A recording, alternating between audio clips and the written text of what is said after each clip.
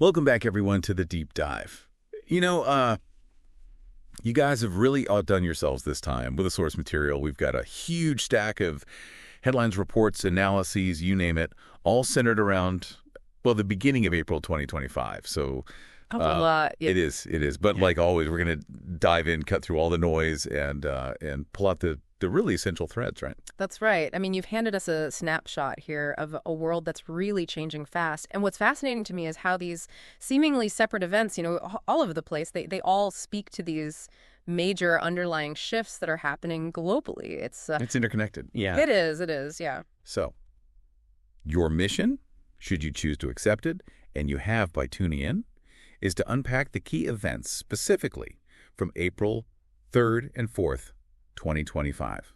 We're going to be looking at the escalating conflict in Gaza, some pretty seismic policy changes coming out of the U.S. under the Trump administration, and of course, how the international community is reacting to all of this. So, As always, we've got democracy now, headlines kind of leading the way for us, supplemented by some CNN reports and some other bits and pieces from that same period. Right. And it's not going to be just a list of events. Our goal is always to connect the dots, reveal the bigger picture, give you those aha moments, but all without burying you in too much detail. Right. By the end of this, you should walk away feeling really well informed about what truly mattered during this, frankly, intense period. Yeah, absolutely. Okay, so let's dive into this. Let's start with Gaza. It sounds like things took a pretty sharp turn in early April. Netanyahu announced some pretty significant plans, right, to essentially... He did, yeah. The central point of what he announced was this intention to further divide and seize more of Gaza. And he specifically talked about creating a new, what he called a security corridor, to essentially separate Rafah in the south from Khan Yunis, which is a bit further north.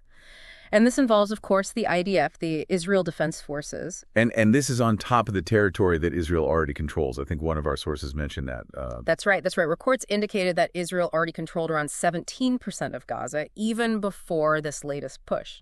Wow. Yeah, it's a significant chunk. And Netanyahu himself was quoted saying, last night in the Gaza Strip, we switched gears. The IDF is seizing territory. We are now dividing the Strip and increasing the pressure step by step so that they will give us our hostages. I mean, switching gears doesn't sound subtle at all, does it? No, it really doesn't. And this security corridor, we have some specifics on that, right? Something about a Morag corridor. Precisely, yeah. This proposed corridor, some analysts are likening it to an additional Philadelphia corridor. Now, that's the established buffer zone that runs along Gaza's border with Egypt, which is intended primarily to prevent smuggling and to control movement. But by comparing it to the Philadelphia corridor, it kind of highlights what Israel's intent may be with the Morag corridor, to create, a similar barrier, but this time internal. And the Morag corridor itself is significant because it links the Sufa crossing to the area of the former Morag settlement. And some experts analyzing this suggest it could effectively divide Gaza into as many as 3 distinct sections, giving Israel much tighter control over movement within the Strip. So that sounds like a really significant change on the ground. It is. Potentially fundamentally altering the geography and the control within Gaza. It has that potential, definitely. Yeah. And unfortunately, it seems to have coincided with a real spike in military activity. Yeah. And tragically civilian casualties. Yes. The reports from that period they're grim. There was mention of an intense bombing campaign. On April 3rd alone, at least 56 Palestinians were reported killed. Oh, yeah. And a particularly devastating incident involved an Israeli airstrike on a UN clinic. It was in Jabalia, being used as a shelter. Right. And it resulted in 19 deaths, including children. And it's just, what's so striking is the immediacy, the human cost that is just captured in the reports. Yeah, it's heartbreaking. We even have a quote from a survivor. Yeah. And this quote really brings home the human cost of this conflict. They said, what are these crimes of the occupation? What are these crimes? Show it to the entire world. Show it to all of humanity in the world, in the east and west of the earth. This is a 1-week-old baby girl. I mean, just that image is just heartbreaking. And beyond that incident, a displacement camp in Khan Yunis, this was an area that was supposedly designated as a humanitarian zone. It was also hit. The overall death toll since the renewal of operations in mid-March had reached at least 12,249. So it paints a picture of a really relentless and devastating conflict. It does. Meanwhile, what was happening with the efforts to get the hostages released? Where did that stand? Sadly, those negotiations between Israel and Hamas appeared to be completely at an impasse. Israel's strategy at that point seemed to be heavily focused on military pressure, and a senior Israeli official was quoted as saying that Jerusalem was emphasizing this in order to create what they called cracks within Hamas. But I remember reading that the families of the hostages didn't necessarily agree with that approach. You're absolutely right. Many hostage families opposed this intensified military action, fearing it would further endanger their loved ones. Hamas, on the other hand, was holding firm on its demands. They wanted a full Israeli withdrawal from Gaza, a permanent end to the war, conditions that Netanyahu had repeatedly rejected. So it was a really difficult and seemingly intractable situation with deeply personal stakes for so many. Yeah, absolutely. And it wasn't just contained within Gaza's borders, was it? We also saw some spillover into the wider region as well. Absolutely. There were reports of Israeli airstrikes in Syria, which resulted in at least 9 civilian deaths. Israel claimed these strikes targeted Syrian military infrastructure as a warning, but naturally Syria strongly condemned these actions. Now, separately, there were also reports that the Trump administration was conducting near-daily attacks on Yemen. This was since mid-March, following renewed Houthi attacks on commercial shipping in the Red Sea, actions which they said were being done in solidarity with Palestinians in Gaza. So tensions were really high across the board, and it was clear that the conflict was having repercussions beyond just the immediate fighting in Gaza. Absolutely. And of course, the impact on the people living in Gaza was catastrophic. Yeah. Not just in terms of the violence, but also the humanitarian situation. Yeah. The humanitarian crisis was being described as dire, and it was clearly being exacerbated by the ongoing military operations and, of course, the restrictions on aid entering Gaza. There was even a report of a UNRWA warehouse. This is the UN agency that deals with Palestinian refugees. One of their warehouses was actually looted. This was due to what was described as hunger and desperation. Wow. The UNRWA Commissioner General, Philippe Lazzarini, he put it very starkly. He said, hunger and desperation are spreading as food and relief assistance are being weaponized. It's a chilling statement. It really is. Okay, so we've got this deeply concerning situation unfolding in Gaza with ramifications that are spreading regionally and globally. Let's shift gears now. Turn our attention to the domestic front here in the U.S. We saw some equally significant and potentially transformative policy changes being announced. Let's talk about Trump's sweeping tariffs. This was a major headline. President Trump announced this 10% blanket tariff on all imported goods. But he didn't stop there. He also declared higher what he called reciprocal tariffs. These were targeted at major trading partners. And China was going to be facing a staggering total tariff of 54%. And to push all this through, he actually invoked emergency powers. Wow. Yeah, big move. Huge. And the language he used was quite strong as well. I remember a quote about it being Liberation Day for American industry. That's right. He said, "My fellow Americans, this is Liberation Day. April 2nd, 2025 will forever be remembered as the day American industry was reborn." Very strong words. But the reaction was, well, it was anything but celebratory in many quarters. Markets plummeted. There was widespread international condemnation with warnings of a potential global trade war and, potentially significant economic fallout. And it wasn't universally popular here at home either, right? Yeah. I recall something about a Senate rebuke of these tariffs. Yeah. There was a rather unusual, I would say, bipartisan resolution in the Senate that actually sought to block the tariffs specifically on Canada. It did pass in the Senate, but its chances of making it through the House were considered slim. It did, however, signal a degree of unease, I think, across the political spectrum regarding these, really drastic trade measures. Yeah. It seems like the Trump administration was also making some very significant cuts to social programs and government agencies around this time. The reports were quite stark. Indeed. Yeah, there was this very abrupt firing of the entire workforce at LIHEAP, the Low-Income Home Energy Assistance Program. Wow. This is a program that's vital for millions of people. It provides assistance with, home heating and cooling costs. We also saw a mass purge at the Department of Health and Human Services, HHS, with approximately 10,000 workers reportedly let go. These were really significant reductions in the capacity of key government agencies. Yeah. And the name Elon Musk and his DOGE operation kept popping up in these reports in connection with further cuts. Yes, it did. Elon Musk's DOGE was reportedly recommending some very deep cuts, including a potential 80% reduction in the workforce at the NEH, the National Endowment for the Humanities. And then, even more controversially, disability rights groups actually filed a lawsuit against the Trump administration and Musk DOGE. This was over cuts to the SSA, the Social Security Administration, and they were alleging that these cuts would disproportionately impact people with disabilities and violate their constitutional rights.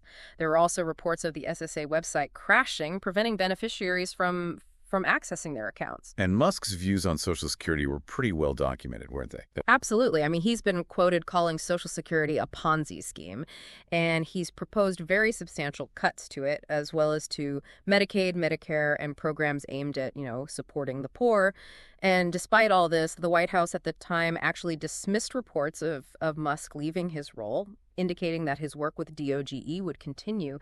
So it kind of paints a picture of some really significant shifts in domestic policy and priorities with a clear emphasis on reducing the size and scope of government. It does. Okay. And alongside all of this, there seemed to be a real crackdown on immigration happening as well. Yes. Reports detailed the detention of a Washington farm worker organizer. This individual was known as Lalo. There was also a really interesting situation that was unfolding at Columbia University where Jewish students were actually protesting the university's collaboration with ICE, Immigration and Customs Enforcement, in the arrest of a student protest leader. It does raise a lot of important questions about the role of universities in these sorts of situations. We have a quote from one of the students involved, Curly, I believe. Yeah. Carly said, "We as Jewish students demand transparency in that process. As Jewish students and to the Jewish people at large, being political pawns in a game is not a new occurrence. And that's something that we very much so are here to say, hey, you cannot weaponize anti-Semitism to harm our friends and peers." It really highlighted the complexities and tensions surrounding these issues, with different factions holding strong and sometimes conflicting views. Absolutely. And it wasn't just protests, though, right?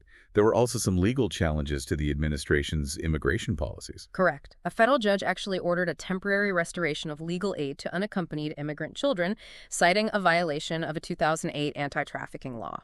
We also heard about community demands in Sackett's Harbor, New York, for the return of children who had been taken by ICE.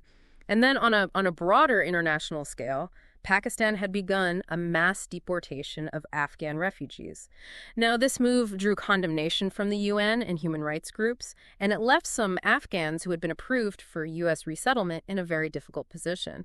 So a lot of upheaval on the immigration front, both domestically and with international implications. Indeed.